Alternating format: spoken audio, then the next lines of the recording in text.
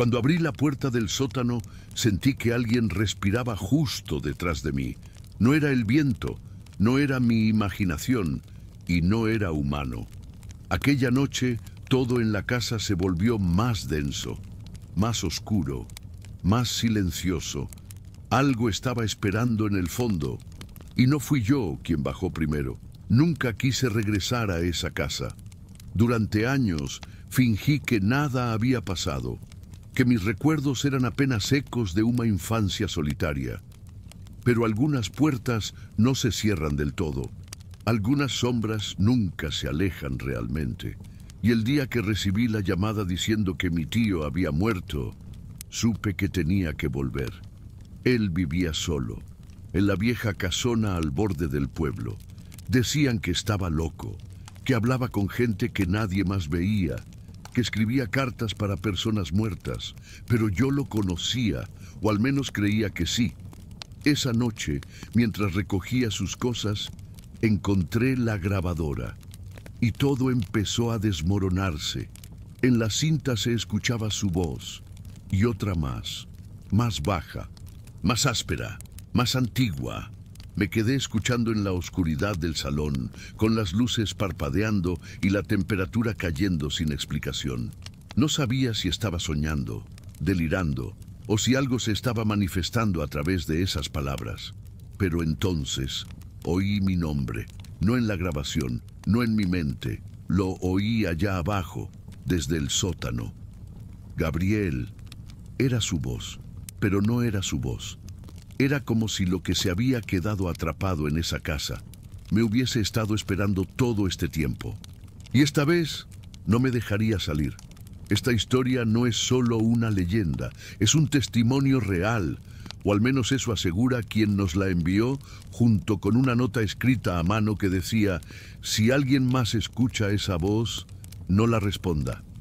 Hoy vamos a compartir contigo un relato profundamente perturbador que mezcla recuerdos distorsionados, presencias invisibles y una verdad que fue escondida durante años en el sótano de una casa olvidada. No se trata de un monstruo, ni de un fantasma. Es algo más antiguo, algo que se alimenta de secretos no contados y promesas rotas, algo que habla desde donde no debería haber voz. Antes de continuar, quiero que respires profundo. Deja que el sonido de mi voz te acompañe en lo que sea que estés haciendo, o mejor aún, quédate en silencio. Apaga las luces si puedes, porque esta historia no está hecha para ser vista, está hecha para ser sentida. Y ahora, antes de que entremos por esa puerta, quiero invitarte a hacer algo muy importante. Suscríbete al canal si aún no lo has hecho. Tu apoyo nos permite seguir trayendo relatos como este, oscuros, íntimos y únicos. Activa la campanita para no perderte lo que viene. Dale like si alguna vez sentiste que había algo más en la habitación contigo. Y déjanos un comentario. ¿Desde qué ciudad y país estás viendo este video? Ese pequeño gesto nos conecta en esta oscuridad compartida. Ahora sí, volvamos a esa casa, a esa cinta, y al momento exacto en que todo empezó a deformarse. Relato 1. El sótano que susurra mi nombre. Durante años creí que lo que viví en la casa de mi tío fue solo un mal sueño, una alucinación nacida del cansancio, de la tristeza y del silencio que llenaba aquel lugar después de su muerte. Pero hay detalles que uno no puede inventar. El olor a tierra húmeda saliendo del sótano, el crujir de una escalera que no pisé, la cinta de cassette que seguía reproduciéndose, incluso cuando el reproductor estaba apagado. Todo empezó cuando recibí la llamada de mi primo, avisando que su padre había sido encontrado muerto en su silla, con los ojos abiertos y una grabadora sobre el pecho. La policía lo consideró muerte natural. Yo no estuve tan seguro. Al llegar a la casa, el aire ya se sentía denso, como si las paredes respiraran lento, cargadas de algo que no se veía. No había electricidad, solo luz natural entrando por las ventanas cubiertas de polvo. Cada habitación tenía ese olor particular: encierro, humedad, objetos que no habían sido tocados en años. En la sala vi el cuerpo de mi tío envuelto ya en una sábana blanca. A su lado, la grabadora aún reproducía un leve zumbido, aunque estaba sin pilas. Pensé que era una falla eléctrica, pero al acercarme, la cinta seguía girando. Puse el oído y escuché su voz, entrecortada, nerviosa. «Está abajo. No me deja dormir. Dice que quiere verte». El resto era un susurro, como si alguien más hablara con él, desde muy cerca. Intenté apagarla. No respondía. Saqué la cinta y aún así, el zumbido seguía. Era como si el sonido no viniera del aparato, sino de la casa misma, de las paredes, del suelo, de algún rincón profundo que yo no quería reconocer. Esa noche decidí quedarme, dormir en la habitación de visitas, ordenar sus cosas al día siguiente y marcharme. Pero el destino no me tenía ese favor. A las 3:17 AM, la grabadora volvió a sonar. Esta vez sin cinta alguna, y lo peor, no era la voz de mi tío, era la mía. Me escuché a mí mismo decir: «Gabriel, baja, tienes que bajar». Me paralicé. La sangre dejó de circular por mis manos. Corrí al reproductor, lo desconecté por completo, lo arrojé en la mochila, y justo cuando pensaba que el horror había terminado, escuché 3 golpes secos en el suelo, debajo de mis pies, exactamente debajo de la cama. Era como si alguien desde el sótano, justo bajo esa habitación, hubiese golpeado con el puño el techo, 3 veces, pausado, casi rítmico. Me quedé inmóvil, con los ojos abiertos en la oscuridad, conteniendo la respiración. No encendí la luz, no me moví, no dormí. A la mañana siguiente el ambiente estaba más pesado, las paredes transpiraban humedad, como si durante la noche hubiesen llorado en silencio. Decidí irme, no podía más. Pero cuando tomé mis cosas y me dirigí a la puerta, la manija no giraba, estaba trancada desde dentro. Probé con la ventana, clavos por fuera, selladas. Fui de cuarto en cuarto y cada una de las salidas estaba cerrada, como si la casa, de alguna manera, no me dejara ir. Regresé a la sala, desesperado. La grabadora estaba sobre la mesa. Yo juro que la había guardado en la mochila. Esta vez, la cinta giraba en reversa. Solo se escuchaba una palabra: regresa. Pasaron horas. Perdí la noción del tiempo. Me senté en el suelo, con la espalda contra la pared, mirando hacia el pasillo que conectaba con el sótano. La puerta estaba entreabierta. No recordaba haberla dejado así. El aire que salía de allí era más frío que el resto de la casa. Olía a tierra podrida, a madera vieja y a algo más, a algo metálico, como sangre oxidada. Entonces escuché mi nombre de nuevo, pero esta vez, desde dentro del sótano. No era una voz fuerte, era un susurro, alargado, sutil, tan cercano que sentí el aliento en el oído. «Gabriel». No recuerdo cómo me levanté, ni cómo mis piernas temblando me llevaron hasta la entrada de aquel lugar, pero sí recuerdo la escalera de madera, empinada y estrecha, y cómo cada peldaño crujía como si se quejara. Bajé, lento, muy lento. El sótano era un rectángulo sin ventanas, con paredes de piedra y estantes llenos de frascos viejos. Al fondo, un espejo cubierto por una sábana. Me acerqué. Algo me decía que debía descubrirlo, que allí encontraría respuestas, pero cuando retiré la tela, no vi mi reflejo. Vi la misma sala donde había escuchado la cinta, solo que vacía.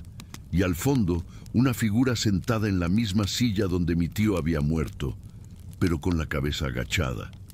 Me giré, el corazón en la garganta. La sala arriba estaba vacía. Subí corriendo. Abrí la puerta con una fuerza que no sabía que tenía. Esta vez cedió. La manija giró. Las ventanas estaban abiertas. La luz del mediodía inundaba la casa. Era como si todo hubiese sido un sueño o un juego cruel. Me marché sin mirar atrás.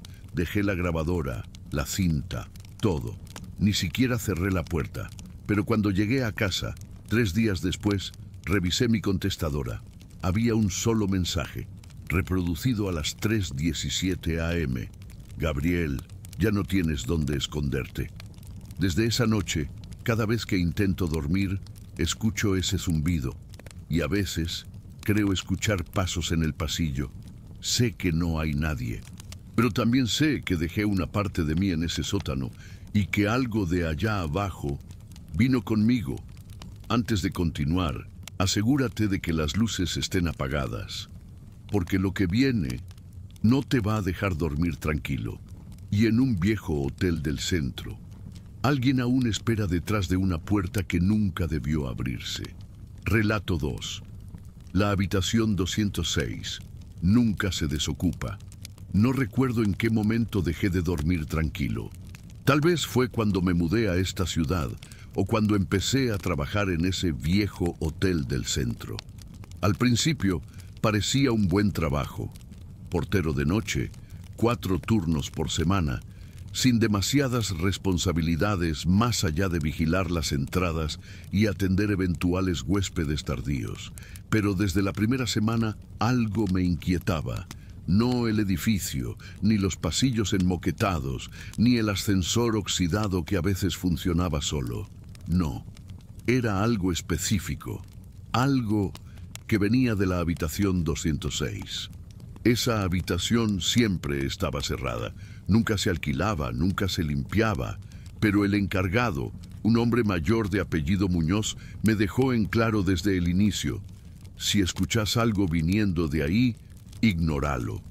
Pensé que era una broma, hasta que la tercera noche, alrededor de las 3 de la mañana, escuché un ruido seco, como un golpe contra la pared. Luego, pasos, y luego, una mujer llorando. Me levanté del mostrador con cautela. Revisé el libro de huéspedes. Nadie estaba registrado en esa habitación.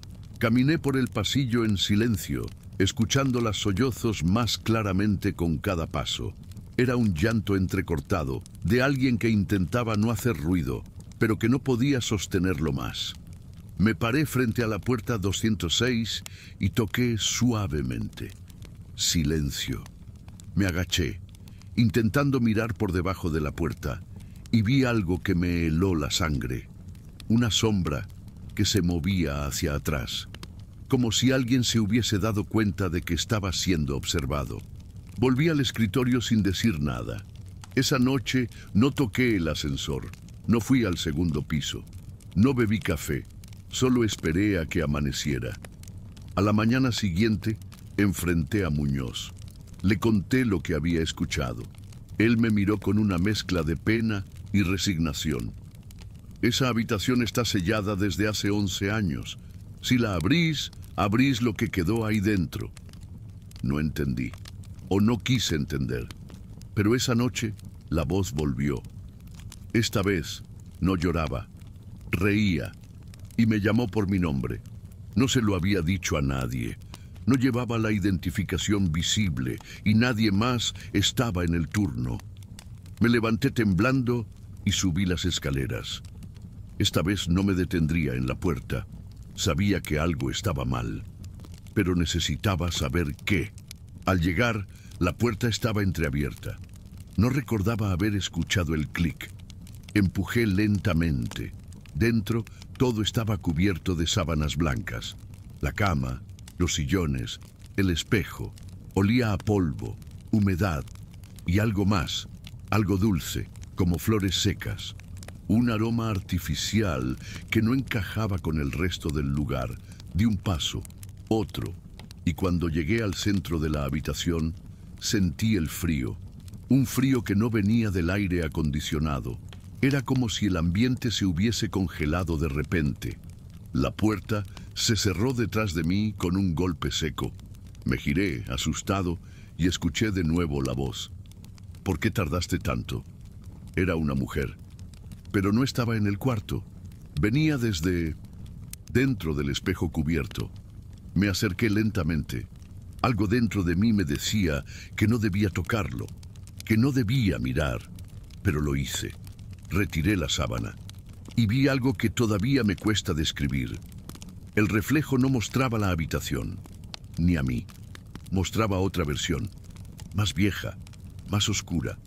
El mismo cuarto, pero en ruinas, con manchas en las paredes y velas encendidas en el suelo. Y sentada sobre la cama, una mujer vestida de blanco con el rostro cubierto por el cabello, murmuraba algo sin parar. No entendía las palabras, pero cada vez que las decía, el vidrio vibraba. Sentí que si escuchaba un poco más, perdería la noción del tiempo. O peor, perdería mi voz. Corrí hacia la puerta. Estaba cerrada, forzada, como si el marco se hubiese hinchado. Golpeé, grité. Nadie vino. Cuando finalmente logré salir, la habitación estaba otra vez en silencio. La puerta abierta como si nunca se hubiese cerrado. Y en el espejo, mi reflejo, quieto, pero con una expresión que no reconocía como mía. Bajé corriendo. Le dije a Muñoz que no volvería, pero él no pareció sorprendido, solo me entregó un sobre. Lo dejan siempre que alguien entra en esa habitación. Léelo cuando estés solo. Esa noche, en mi departamento, abrí el sobre. Dentro había una nota, escrita a mano. Gracias por visitarme. Ahora yo también puedo salir. Desde entonces, mi reflejo ya no reacciona al mismo tiempo que yo. A veces se demora. A veces sonríe cuando yo no lo hago. A veces lo veo moverse mientras yo estoy quieto. Nadie me cree. Pero he dejado de mirarme en espejos. Tapé todos. Y aún así, a veces lo escucho desde el baño. ¿Por qué tardaste tanto? ¿Estás bien? Respira hondo, porque lo que acabas de escuchar no es lo más perturbador de esta noche. La siguiente historia viene con hilo rojo, muñecas cosidas y un cajón que nunca debió tocarse. Relato 3. No abras el cajón de la abuela. Desde niño me advirtieron que el cajón de costura de la abuela no debía abrirse. Nunca explicaban por qué, solo lo decían con ese tono que los adultos usan cuando quieren que uno obedezca sin hacer preguntas. Pero incluso entonces, algo en ese mueble antiguo me perturbaba. Siempre estaba ahí, al fondo del pasillo, con su tapa cerrada y una llave oxidada colgando de una cuerda roja. Nadie lo tocaba, nadie lo limpiaba. Y sin embargo, cada vez que pasaba frente a él, sentía que algo me observaba desde adentro. Mi abuela vivió con nosotros hasta que perdió la razón. Solía sentarse frente al cajón durante horas, murmurando cosas en voz baja y cosiendo muñecas de trapo con nombres bordados en el pecho. Después del accidente, la llevaron a una residencia psiquiátrica y jamás volvió. Nadie hablaba de ella. Nadie se atrevía a entrar a su habitación. Y cuando falleció, años después, la casa quedó como ella la dejó, intacta, suspendida en el tiempo como una fotografía empolvada. Cuando me entregaron la llave de la casa, decidí pasar unos días allí para ordenar sus cosas. No esperaba encontrar nada extraño, solo recuerdos viejos y muebles carcomidos. Pero apenas crucé la puerta, sentí un cambio en el aire. La casa olía a alcanfor y lavanda seca, como si el tiempo nunca hubiese seguido su curso dentro de esas paredes. El reloj de péndulo del pasillo seguía marcando las 3:03 y el cajón seguía allí, inmóvil, esperando. Pasé 2 días evitando la habitación donde estaba. Dormía en el sofá, no encendía luces innecesarias y aún así cada madrugada escuchaba pasos suaves recorriendo el pasillo. La tercera noche, exactamente a las 3:03, escuché cómo se abría el cajón. El crujido fue lento, húmedo, casi como el de una boca abriéndose por primera vez.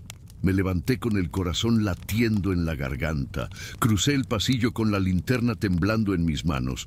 La tapa estaba abierta y dentro solo había una carta. La carta estaba dirigida a mí, escrita con la caligrafía temblorosa de mi abuela. Decía: si estás leyendo esto es porque yo fallé. Sellé este cajón para que no saliera, pero tú lo despertaste.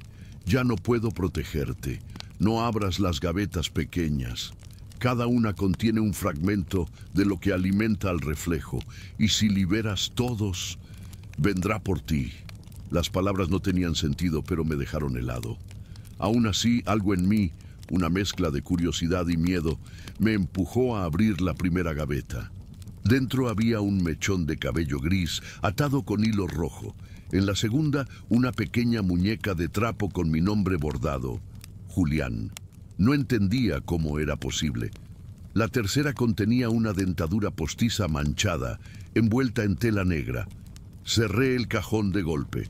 Un golpe seco respondió desde el piso superior. Subí corriendo las escaleras, pensando que era un animal o mi imaginación. Pero al llegar al último escalón, vi la puerta del ático entreabierta y una sombra deslizándose lentamente hacia el interior. No recuerdo haber subido, no recuerdo haber cruzado la puerta.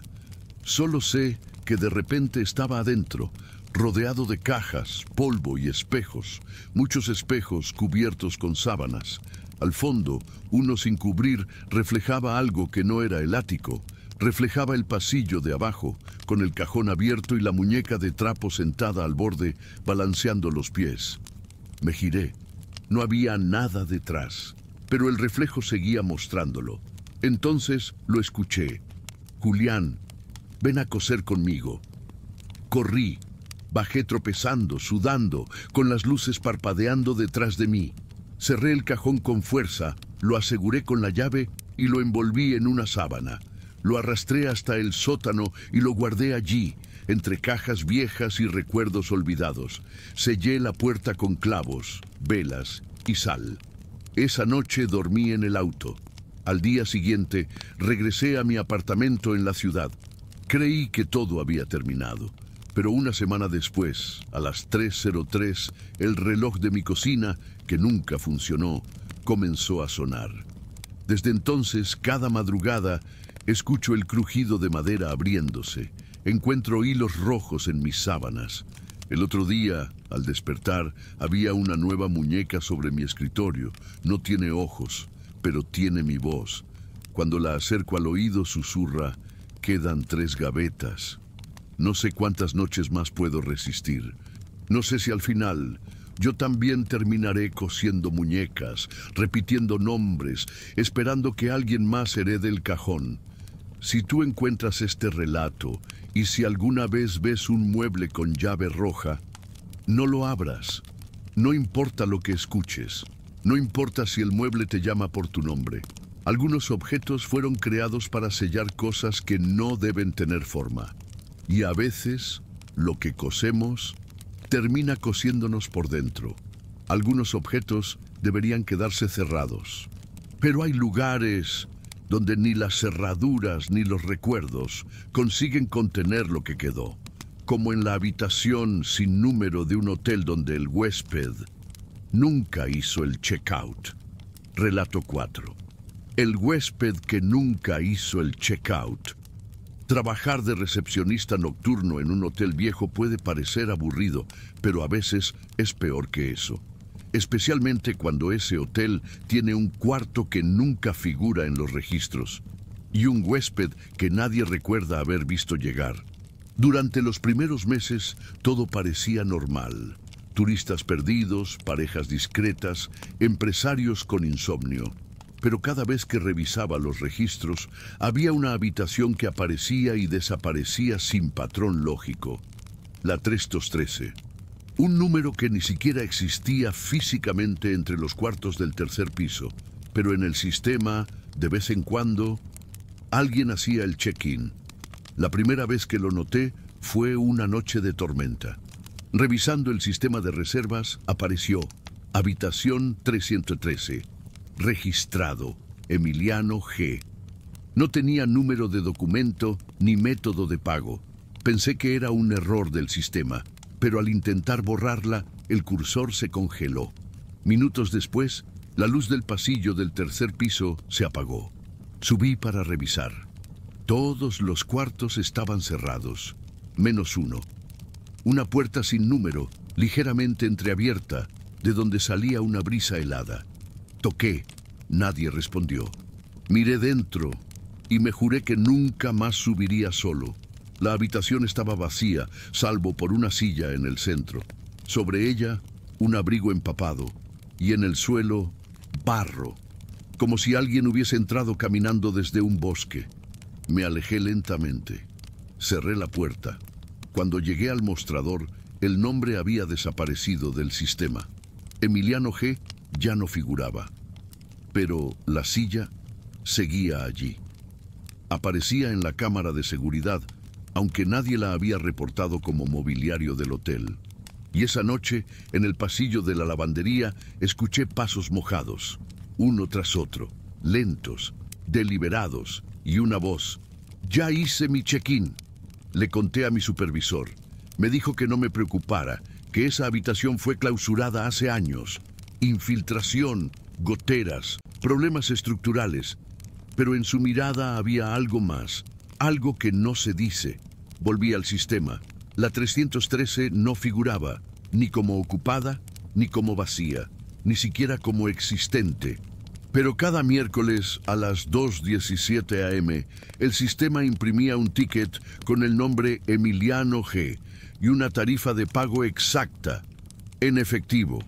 Y en el cajón de caja aparecían billetes viejos, de los que ya no están en circulación. Una noche, cansado del miedo, decidí quedarme en la recepción con las luces apagadas. Solo la luz azul del monitor iluminaba el escritorio. Cerré los ojos por un momento. No dormí, pero tampoco estuve despierto del todo. Fue ahí que lo vi, de pie, del otro lado del mostrador. Alto, empapado, con el abrigo colgando, goteando un líquido oscuro. No vi su rostro, pero sí vi sus dedos, demasiado largos, demasiado delgados. Cuando abrí los ojos del todo, ya no estaba, pero el suelo seguía mojado. Revisé las cámaras, no mostraban nada, pero en una de ellas, justo al final del pasillo del tercer piso, la puerta sin número estaba abierta. Y de la oscuridad salía una mano. Solo eso, una mano inmóvil, flotando como si el resto del cuerpo se hubiese disuelto. Tomé una decisión. Esa madrugada, cuando todo estuvo en silencio, subí con la llave maestra. Frente a la puerta, escuché lo que sonaba como respiraciones contenidas. Abrí. Dentro había fotografías clavadas en las paredes, todas de huéspedes del hotel, incluyéndome a mí. En la esquina inferior de cada una, escrito a mano, check-in eterno. Sobre la cama había una libreta, fechada hacía más de 50 años. La letra era irregular, desesperada. Sigo pagando, sigo aquí. Nunca me dejaron salir. Volví corriendo, vomité en el baño. Entregué mi renuncia al día siguiente, pero el hotel no aceptó. Dicen que no hay registro de mi contrato, que nunca trabajé ahí, y sin embargo, sigo recibiendo tickets de pago cada miércoles a las 2:17 a.m. a nombre de Emiliano G. y todos están firmados con mi letra. Si llegaste hasta aquí, ya sabes que hay presencias que no necesitan cuerpo para quedarse. Pero, ¿qué pasa cuando lo que acecha lo hace debajo de la cuna? Silencio. Alguien está escuchando desde abajo. Relato 5. Lo que escuché bajo la cuna. Desde que nos mudamos a aquella casa en las afueras, algo no encajaba. Era un lugar antiguo, pero encantador a primera vista. Paredes de ladrillo expuesto, techos altos de madera, ventanas grandes por donde entraba la luz de la mañana. Parecía perfecto para criar a nuestra hija de 9 meses. Pero desde la primera noche, mientras aún desempacábamos, noté un crujido persistente en el suelo del dormitorio infantil. Un sonido seco, como si alguien caminara descalzo justo debajo de la cuna. Pensé que eran las cañerías o quizá algún roedor entre las vigas, hasta que me di cuenta de que siempre ocurría a la misma hora. 2:36 de la madrugada, no un minuto antes ni después. Y cada vez que sucedía, el monitor de bebé que teníamos en la mesa de noche emitía una breve estática, seguida por un silencio espeso, casi sólido, como si todo el aire hubiese sido absorbido por algo invisible. La primera vez que corrí a la habitación, la encontré de pie en su cuna. No lloraba, no se movía, solo miraba hacia abajo, con los ojos muy abiertos, como si algo estuviera llamando desde el espacio entre las tablas del piso. Cuando le pregunté a mi esposa si había notado algo extraño, me miró confundida. ¿El piso? Es una casa vieja, amor. Claro que cruje. Pero yo sabía que no era eso. Había algo distinto en ese sonido. No era casual, era rítmico, como si alguien arrastrara los dedos sobre la madera. Decidí colocar una pequeña cámara y una grabadora de audio escondida en la habitación, buscando confirmar que mi mente no me jugaba una mala pasada.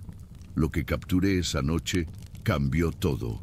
A las 2:36, mientras nuestra hija dormía, una voz baja, cavernosa, apenas susurrante, emergió de la grabación. No era español, no era un idioma humano, era un balbuceo gutural que se arrastraba entre las frecuencias. Y luego, muy claro, se escuchó a mi hija decir: «No ahora, papá se puede despertar». No podía explicar lo que sentí, no era miedo común, era una angustia primitiva, como si algo hubiera invadido no solo mi casa, sino mi rol como padre. ¿Quién le enseñó a decir eso?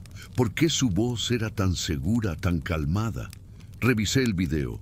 A esa hora, la niña estaba dormida, inmóvil, con los ojos cerrados, pero el sonido coincidía, como si sus labios no se movieran, pero la voz saliera igual. Al día siguiente desmonté la cuna. Revisé cada tabla del suelo.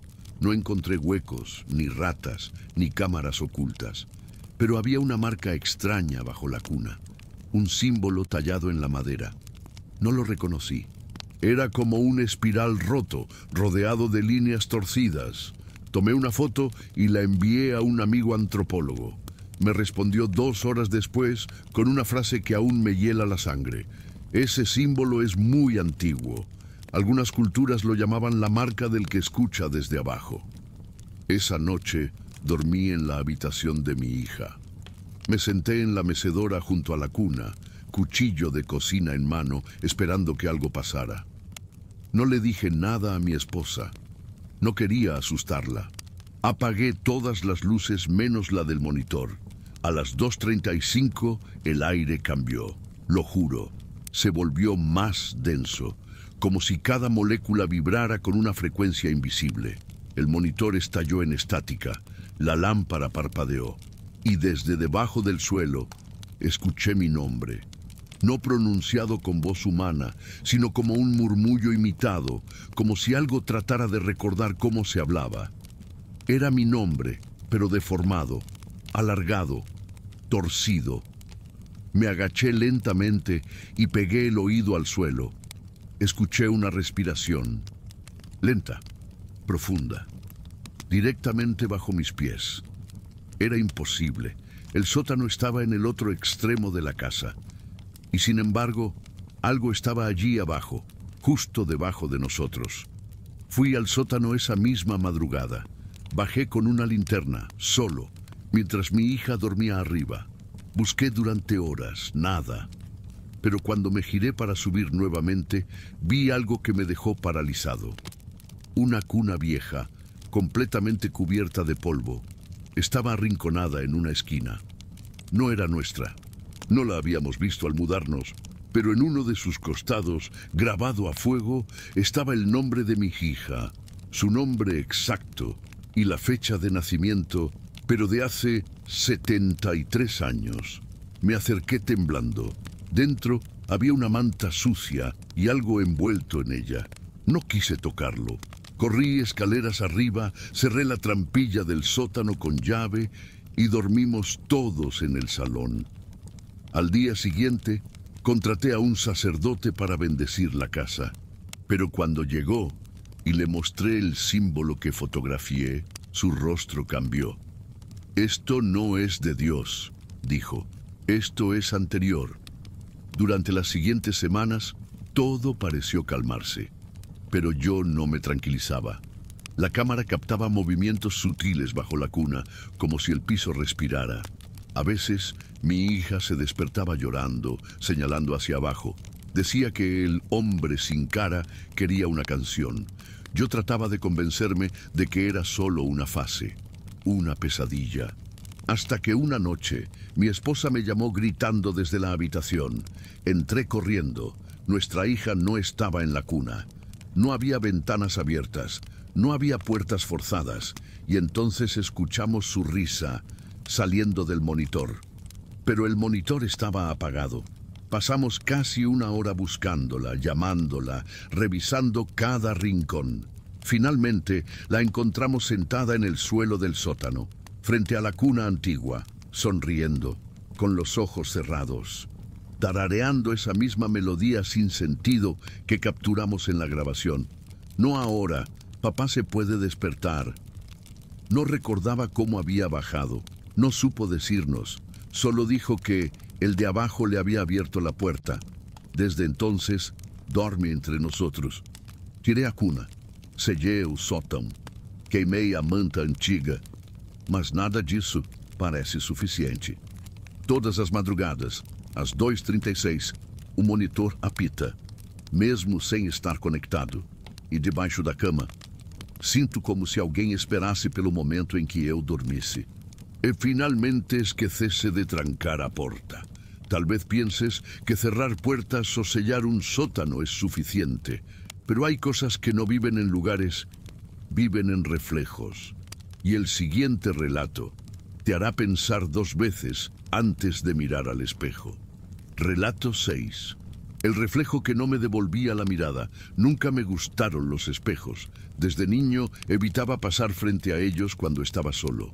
Sentía que algo podía cambiar en cualquier momento, como si ese reflejo obedeciera a otra lógica, a otro tiempo. Pero lo que me pasó en el apartamento nuevo superó cualquier miedo infantil. Era un lugar pequeño pero elegante, en un edificio antiguo del centro.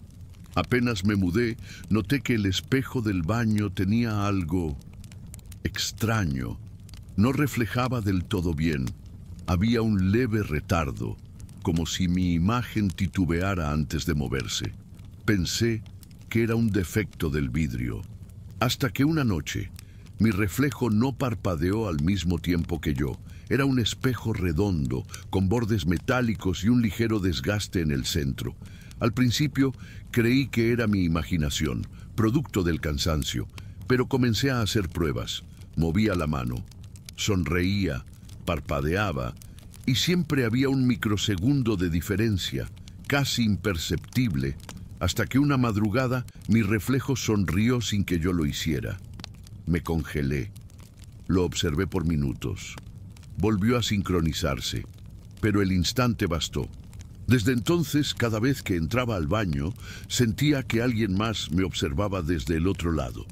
Alguien que sabía perfectamente cómo imitarme, pero no cómo ser yo. Decidí cubrir el espejo con una toalla. No soportaba verlo, pero al día siguiente, la toalla estaba en el suelo. Pensé que quizá se había caído sola. La volví a colgar, esta vez con cinta adhesiva. A la mañana siguiente, no solo estaba en el suelo, sino que la cinta había sido arrancada. Mi reflejo me miraba fijo, con los ojos abiertos, como si no hubiera dormido. Intenté cambiar el espejo. Llamé al portero. Me dijo que ese baño no tenía espejo cuando el anterior inquilino se fue, que apareció de un día para otro. Lo habían intentado quitar, pero estaba fundido con la pared, como si hubiese estado allí desde la construcción original del edificio hacía más de 100 años. Busqué registros del departamento. Encontré que en 1973 alguien murió allí. Un hombre llamado Ignacio Sosa. Según el acta, falleció de un infarto en el baño, frente al espejo. Pero el detalle más inquietante fue la nota en el expediente. Fue encontrado sonriendo, con la mirada fija, en su propio reflejo. Desde ese día, las cosas empeoraron. El espejo comenzó a empañarse por dentro. no del lado externo, sino del interior del cristal, como si alguien respirara dentro de él. Una mañana, al despertar, encontré palabras escritas con la humedad. Gracias por dejarme entrar. No las había escrito yo. Nadie más tenía llaves. Y lo peor, mi reflejo sonreía mientras yo lloraba. Intenté mudarme, pero las noches se volvieron inestables. Tenía pesadillas constantes. En una de ellas me veía a mí mismo, dentro del espejo, golpeando desesperadamente el cristal desde el otro lado, mientras una versión diferente de mí vivía mi vida. Cuando despertaba, tardaba segundos en saber si era yo o el otro. Una madrugada, al entrar al baño, mi reflejo no estaba. El espejo solo mostraba el cuarto vacío. Y entonces me vi a mí mismo parado detrás, dentro del espejo, pero yo aún estaba del lado de afuera. Llamé a un vidriero. Le pedí que lo rompiera. Usó martillos, sierras, calor. Nada funcionaba. Era como si el cristal no perteneciera a este plano, como si estuviese hecho de otra materia. Esa noche, al encender la luz, vi algo escrito en el centro. El cuerpo ya está casi listo. A los pocos días comenzaron a suceder cosas fuera del baño. Mi reflejo aparecía en la pantalla apagada del televisor, en los cristales del microondas, en el vidrio del ascensor, y siempre me observaba un segundo más de lo normal. Una noche me desperté con un zumbido agudo. Me levanté, aturdido. En el espejo del baño había una figura. No era exactamente yo. Era más joven, más delgado, pero con mis ojos. Estaba del otro lado, esperando. Estiró la mano y por primera vez vi cómo sus dedos traspasaban el vidrio. Grité, corrí hacia la puerta. Cerré todo, puse muebles delante del baño, dormí en el pasillo. A la mañana siguiente, el espejo estaba intacto y yo tenía una marca roja en el cuello, como si alguien me hubiese tocado, desde adentro. Hace una semana que no entro al baño, hago todo fuera de casa, pero el reflejo ya no está contenido. A veces lo veo en los ojos de otros, en las vitrinas de las tiendas. Hoy encontré una nota en mi bolsillo. Es mi letra, pero no la escribí. Dice, gracias. Ahora te toca a ti. ¿Qué es peor? ¿Ver tu reflejo moverse solo o ver que ya no está? Respira, porque lo que viene ahora ocurre en movimiento, y toma asiento, porque alguien está esperando en la Ruta 35. Relato 7. El pasajero de la Ruta 35. Siempre he sido un hombre racional. Llevo más de 16 años trabajando como conductor de autobús nocturno en la ruta que conecta San Benito con Las Piedras, cruzando áreas rurales donde rara vez se ve más que la neblina y algún animal perdido. Conozco cada curva, cada poste, cada puente viejo.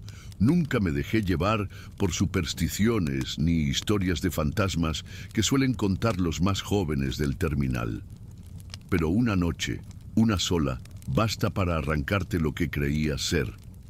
Esa noche, la del 14 de julio, empezó como cualquier otra, con el rugido del motor, el tintinear de monedas y las luces naranjas reflejadas en el pavimento mojado.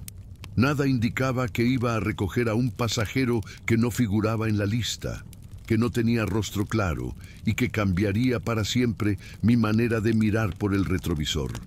Eran las 2:10 de la madrugada. La lluvia caía con constancia y las gotas golpeaban como uñas contra los vidrios. Conduje por el tramo del kilómetro 114, ese donde la carretera se estrecha por un barranco a la derecha y un monte cerrado a la izquierda. No hay parada allí, pero en medio de la neblina vi una figura. Estaba quieta, a la orilla, con una capa larga oscura que chorreaba agua. No hizo señas, no levantó la cabeza, solo estaba ahí, como si supiera que yo pasaría justo a esa hora. Dudé por un instante. No debía detenerme fuera de las paradas, pero una sensación, no sabría decir si humana o no, me obligó a frenar. Y cuando lo hice, las puertas del bus se abrieron solas, sin que yo pulsara el botón. Subió en silencio. No me miró. Llevaba botas viejas cubiertas de barro seco, aunque afuera todo estaba empapado. Caminó por el pasillo con una lentitud antinatural y se sentó en el último asiento, al fondo, junto a la ventana. No pagó. No dijo una palabra. Solo se acomodó como si el lugar fuera suyo. Traté de verle el rostro por el espejo, pero la luz del interior no alcanzaba hasta allí. Pensé en hablarle, preguntarle por su destino, pero algo en mí lo impidió. No por miedo, sino por una certeza inexplicable de que, si lo hacía, algo muy antiguo y muy oscuro respondería. Reinicié la marcha con el estómago apretado y la piel en alerta. Cada tanto miraba hacia atrás. No se movía, pero el cristal de su ventana seguía seco. En el panel de pasajeros, su asiento no aparecía como ocupado. Ningún sensor lo registraba. Decidí activar la luz interna. Al hacerlo, el autobús parpadeó y luego las luces se apagaron completamente durante un segundo. Cuando volvieron, el asiento estaba vacío. Me levanté del volante y caminé hasta el fondo. Nadie, ninguna huella, ni una gota de agua, ni siquiera olor. Solo un papel arrugado sobre el asiento. Lo abrí con manos temblorosas. Decía: «Gracias por detenerte. Ya casi llegamos». El papel parecía viejo, amarillento, como sacado de otro tiempo. Quise pensar que era una broma, una ilusión, pero entonces sentí un aliento cálido en la nuca, en pleno autobús helado. Me giré en seco. Nada. Pero en el vidrio trasero había una palabra escrita con vaho: «Conduce». Volví al volante sin mirar atrás. El silencio se volvió más espeso, como si todo el mundo fuera tragado por un vacío denso y húmedo. El GPS dejó de funcionar. La carretera ya no era la misma. No reconocía los árboles ni los postes. El velocímetro marcaba 0, aunque sentía el movimiento del bus. Era como estar atrapado en un carrusel detenido en el tiempo. De pronto, desde los parlantes del sistema, aún apagado, emergió una voz. No hablaba en español, pero la entendí. Decía: «Cada noche, uno más. Cada parada, una deuda. Cada deuda, una sombra». La voz no era masculina ni femenina. Sonaba como muchas bocas hablando al unísono desde dentro del bus. Grité. No obtuve respuesta. Pero el motor siguió funcionando, como si algo más estuviera manejando conmigo. Después de un tiempo indeterminado, el autobús se detuvo solo. Afuera, un claro en el bosque. Había una especie de altar al borde del camino, con velas derretidas y muñecos de trapo colgando de ramas secas. Las puertas se abrieron con un chasquido. No bajó nadie, pero sentí una presión salir del interior, una presencia que se despegaba del mundo. Bajé por impulso. Caminé hasta el altar, en el centro una fotografía antigua. Me acerqué. Era una imagen en sepia de un autobús idéntico al mío, y en la ventana del conductor, yo, pero con los ojos cerrados. Debajo, una inscripción borrosa: Ruta 35, desaparecido 1976. Volví corriendo al vehículo. Quise encenderlo. No respondía. Todo el panel estaba muerto. Me senté, vencido, y entonces lo vi. Reflejado en el vidrio del parabrisas, detrás de mí, estaba el pasajero, pero esta vez sí veía su rostro. Era el mío, mi rostro, pero envejecido, ojeroso, pálido. Me sonrió y dijo: «Lo hiciste bien, ahora te toca bajar». No tuve tiempo de reaccionar. Sentí un tirón violento en el pecho, como si mi alma quisiera salir antes que mi cuerpo. Desperté al amanecer en el terminal de Las Piedras, solo, con el autobús limpio, lleno de papeles organizados, todo en orden. Revisé la cámara de seguridad. Mostraba un viaje normal, sin paradas, sin pasajeros extraños, sin desvíos, pero al final del registro la imagen se distorsionaba por segundos y por una fracción de cuadro aparecía el altar y mi cara. la misma del pasajero, congelada en una sonrisa hueca. Desde ese día, todas las noches que conduzco la Ruta 35, ocurre lo mismo. En el kilómetro 114, la lluvia empieza. La niebla lo cubre todo. Y en el costado derecho del camino, alguien espera. Siempre diferente, siempre solo. Nunca hace señas. Pero yo me detengo, porque siento que si no lo hago, algo peor me pasará. Todos suben, todos callan, ninguno paga. Y en el fondo del bus dejan un papel. Algunos dicen, gracias. Otros, lo recordaré. Uno escribió, ahora estás del otro lado. No sé cuántas noches me quedan.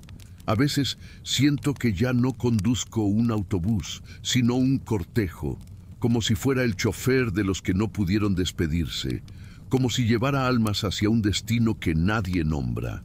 Y cada vez que llego a las piedras, me miro en el espejo retrovisor para asegurarme de seguir siendo yo.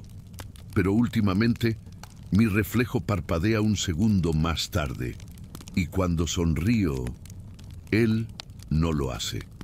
Dicen que los viajes cambian a las personas, pero algunos pasajeros no vuelven solos. Y lo que se abre ahora es una caja de madera que jamás debió ser abierta. Relato 8. No abras la caja de madera. Mi hermana Clara siempre fue diferente. Desde niña decía cosas que no debía saber. Predecía pequeños accidentes. Se despertaba en medio de la noche hablando con alguien que no estaba allí. Mis padres intentaron ignorarlo. Pensaron que era imaginación infantil o una manera de llamar la atención. Pero yo sabía que algo en ella estaba roto o conectado a algo que no debía tocarse. Todo cambió cuando nos mudamos a la casa de la abuela, una casa vieja, de madera oscura, con un desván al que nadie subía desde hacía décadas. La abuela siempre repetía lo mismo. Nunca abras la caja de madera. Clara, por supuesto, no le hizo caso. Tenía 11 años. Yo tenía 13. Fue un día de lluvia intensa, de esos donde el viento cruje por las rendijas de la casa como si alguien respirara desde dentro de las paredes. Clara subió sola al desván. Dijo que escuchó a la abuela llamarla desde arriba, aunque la abuela había muerto 3 semanas antes. Cuando subí a buscarla, la encontré sentada frente a una caja antigua, tallada con símbolos que parecían moverse si los mirabas demasiado. Tenía una sonrisa tranquila en el rostro, un tipo de paz inquietante. Le pregunté qué hacía. Me dijo, ella me dijo que ahora puedo abrirla, que ya es hora. Intenté detenerla, pero no pude moverme. Fue como si el aire se volviera sólido. Mis piernas pesaban toneladas. Mis brazos colgaban como trapos. Vi sus manos deslizar la tapa de la caja y entonces lo sentí. Una ráfaga de aire caliente, como un suspiro de algo que llevaba demasiado tiempo atrapado. No vi nada salir, pero Clara se quedó inmóvil. Sus ojos se pusieron en blanco por un segundo. Luego me miró, y no era ella. Había algo en su mirada que me hizo retroceder, como si algo usara su cuerpo, como si Clara se hubiera ido a otro lugar.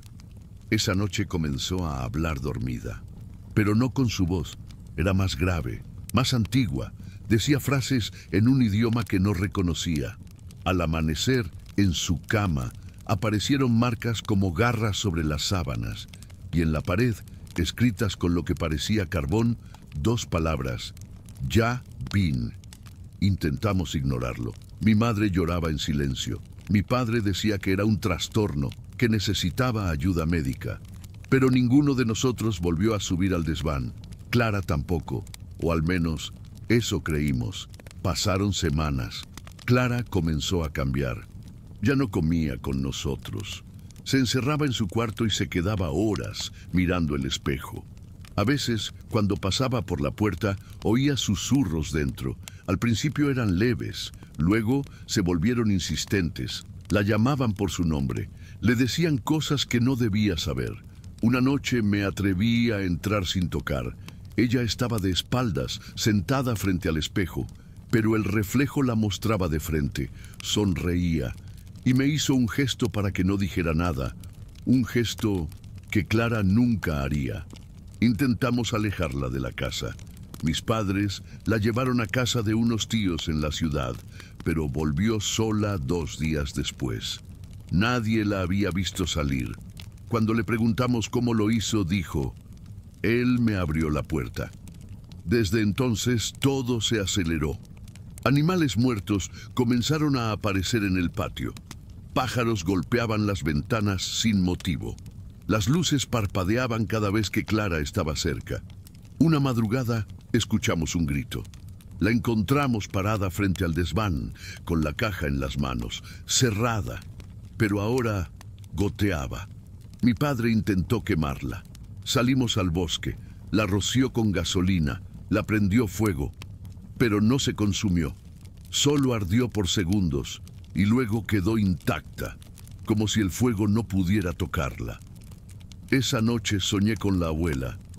Me decía que Clara ya no era Clara, que había algo en ella que la estaba usando, que la caja era una ofrenda y que si no se devolvía lo que salió, alguien más tendría que ocupar su lugar.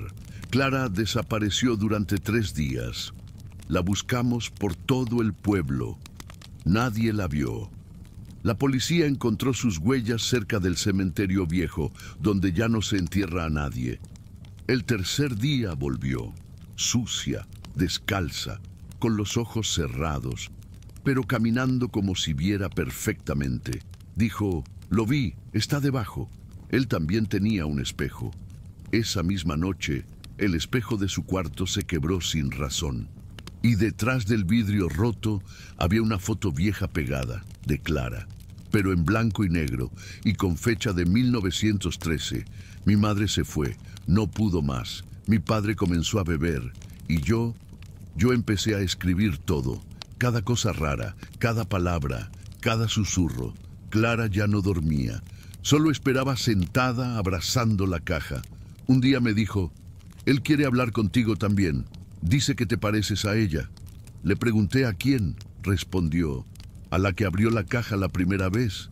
Tú eras ella». Desde entonces no me miro al espejo, ni subo al desván. Pero ayer la caja apareció junto a mi cama. Clara ya no está. Se fue una noche de tormenta, como si la casa la escupiera o la tragara. No dejó nota, no dejó rastro, solo la caja, abierta, con un espejo dentro, uno pequeño, de mano. Cuando lo miré, no vi mi reflejo, vi a la abuela, y a Clara, y a mí mismo, pero más viejo. Hoy escuché un susurro al despertar, la misma voz grave.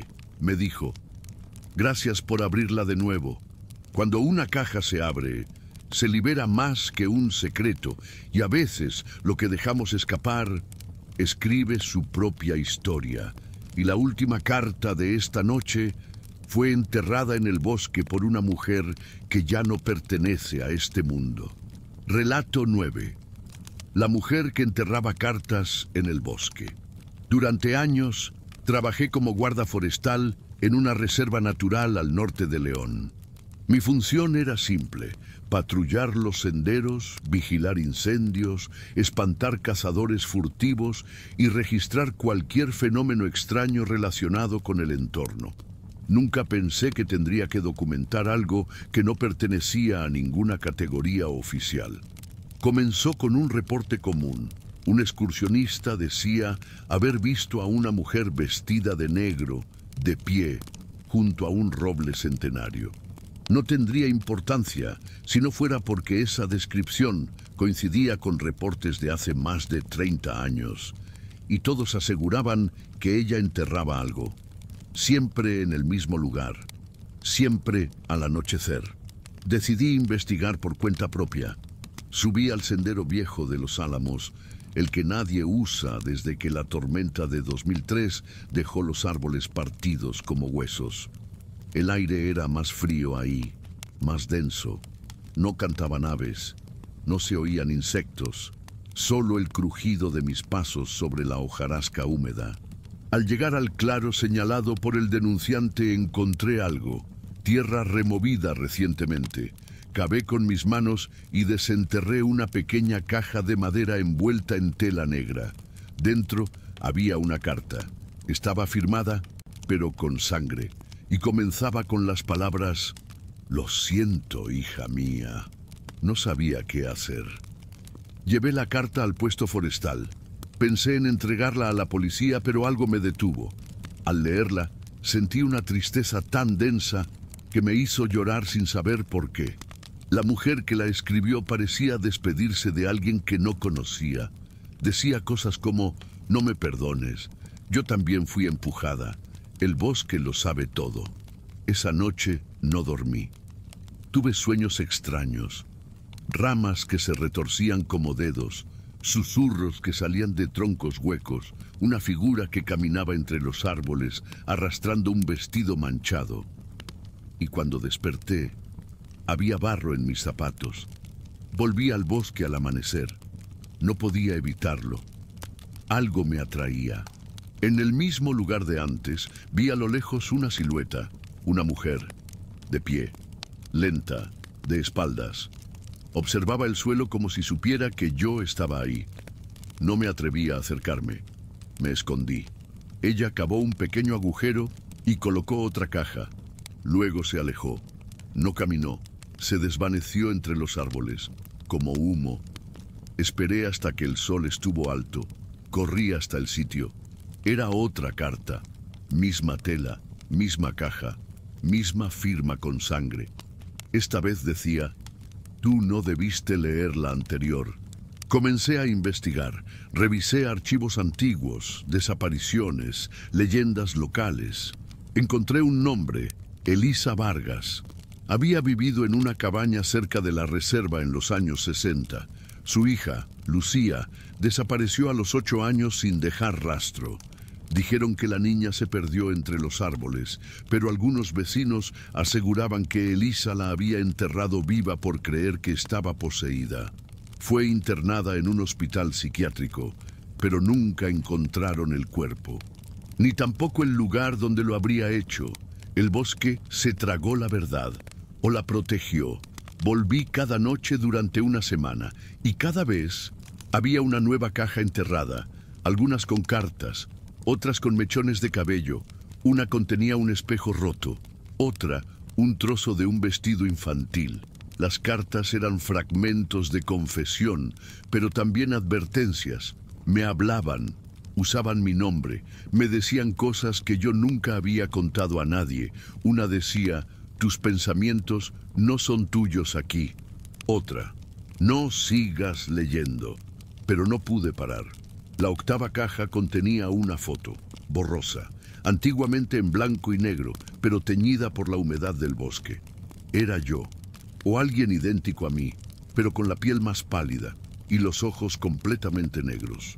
Al reverso decía: «Ya estuviste aquí». Me caí de rodillas. Sentí que el aire me faltaba. El bosque giraba. Oí voces, murmullos que decían mi nombre en coro como una letanía. Me arrastré fuera del claro. Lloré. Vomité. Prometí no volver. Pero al llegar al puesto forestal, había una caja en mi escritorio. Comencé a perder el control. Dejé de comer. Tenía la piel helada. No recordaba horas completas del día. Soñaba con la mujer. A veces estaba debajo de la tierra, otras, sentada a mi lado en el puesto. Me hablaba sin mover los labios. Me decía: «Escribe tú ahora». Me obligué a escribir una carta solo por intentar entender. Y cuando la terminé, la caja ya estaba lista sobre mi cama. Como si alguien me hubiera instruido mientras dormía. Esa noche, la última, volví al claro. Llevé la carta que escribí. No sabía para quién era. Solo sabía que debía enterrarla. Al llegar, ella ya estaba ahí, de pie, sola. Me miró por primera vez. No tenía rostro, solo piel lisa donde debían estar los ojos, la boca, la nariz. Me hizo una señal con la cabeza. Me arrodillé, cavé, puse la caja, y entonces ella se inclinó y me susurró: «Ahora me recuerdas». y la tierra se cerró sola. Volví al puesto como si despertara de un sueño, pero algo había cambiado. Las cartas seguían apareciendo, pero ya no eran de Elisa. Eran mías, con mi letra, firmadas con mi sangre. No las recuerdo, pero sé que las escribí. Y esta mañana, una pareja denunció haber visto a una figura en el bosque, enterrando algo, vestida con mi uniforme, y arrastrando un rostro que no era completamente humano. Solo puedo dejarte este aviso. Si encuentras una caja de tela negra, no la abras, no la leas. Y sobre todo, no escribas la tuya. Y si llegaste hasta aquí, es porque algo dentro de ti ya conocía esta oscuridad. No fue casualidad. Quizás una voz te guió hasta este video. O tal vez lo que vive entre los relatos aún no ha terminado de contarte su parte. Cierra los ojos por un momento. Escuchas ese silencio. Eso que sientes en la nuca no es el viento. Es la memoria de lo que acabas de vivir o de lo que te está por alcanzar. Antes de apagar la pantalla, deja tu rastro aquí. Escribe desde qué ciudad y país estás viendo esto. Cuéntanos qué relato se te va a quedar pegado en la piel esta noche. Suscríbete y activa la campanita maldita. ¿Sí? Esa que a veces suena sola. Dale like si alguna vez te miraste al espejo y no te reconociste. Este canal no es solo un lugar de historias, es un refugio para los que cargan secretos que no saben a quién contar. Y si tú también tienes uno, escríbelo abajo. Aquí toda voz perdida encuentra su eco, y toda historia puede ser la puerta para otra más oscura.